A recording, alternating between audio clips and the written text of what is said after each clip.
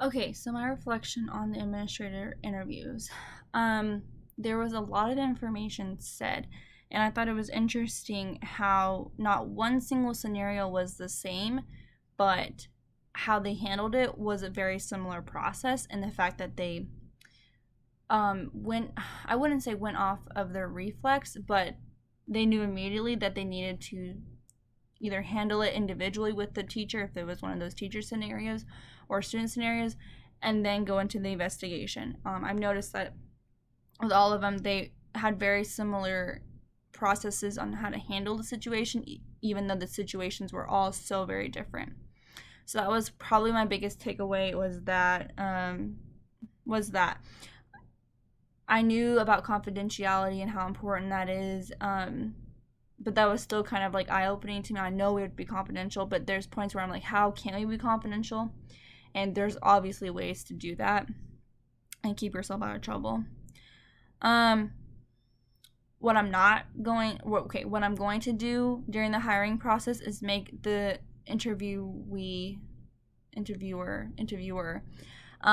feel more comfortable. Like I want to open up a little bit more myself, like make them feel comfortable, make them not be so nervous, and then start asking them questions once they feel a little bit more comfortable and you can tell that they aren't as nervous walking in as they are now. What do I not do during the hiring process? Ask them super personal questions and ask them questions that don't, I wouldn't say pertain to the interview, but don't really make sense for the interview. Obviously, like to get them comfortable, I'm gonna ask them questions like, "How are you feeling today? Like, are you excited to be here?" Things like that. But I'm not gonna ask them like weird questions, if that makes sense. To the point where it can be like awkward and yeah, weird. My three biggest takeaways from Angie. So my first one was oh crap, I just forgot. Oh, okay, so this wasn't like a I knew it, but it didn't click. And that would be that tech is outpacing the law. Because we have to move so rapidly in the world right now, with we're all going through something that we've never had to go through before. Like literally the entire world is going through something we've never had to go through, or not for a while at least. I know the Spanish flu thing was a thing for a while, and I don't know if that was treated the same, but we don't have the technology, or we do have the technology we didn't have back then. And I think that's so true that the tech is really outpacing the law, in the sense that the law is still moving at the same pace it's always been moving at, where tech and things in the rest of the world are going so much quicker now because we have to move quicker, yet the law is still not moving quicker. And there's reasons for why the law can't move quicker, and it totally makes sense. I didn't realize that there are some things that are still moving at the pace they were moving at before, where I'm used to now for 6 to 8 months of moving quickly and not knowing what to do, like not to be expecting the next day. Like I had to be prepared for whatever could happen the next day and always have those backup plans.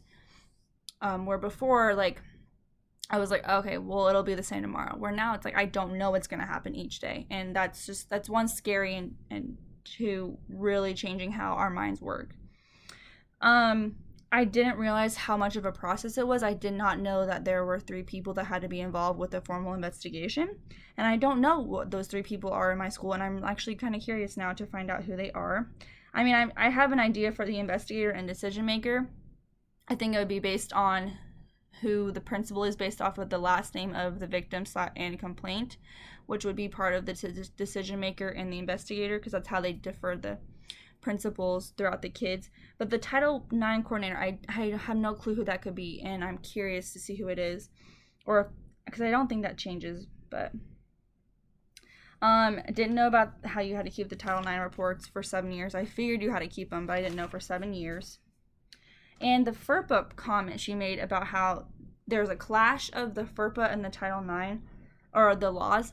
That FERPA has a list of required information that you must have, where the laws say to keep it confidential. And I didn't realize that those don't really connect well. They are kind of colliding in actual. And so she just keeps saying that you need a document, you need to have the consent.